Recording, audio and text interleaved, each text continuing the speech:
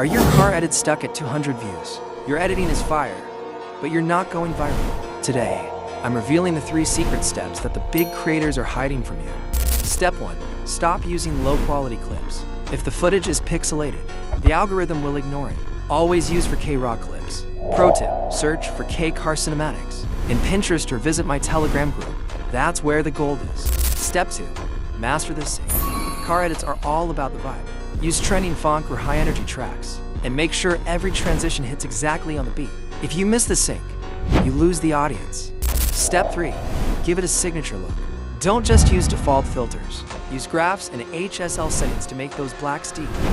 A unique color grade makes your brand instantly recognizable. And the biggest secret, SEO.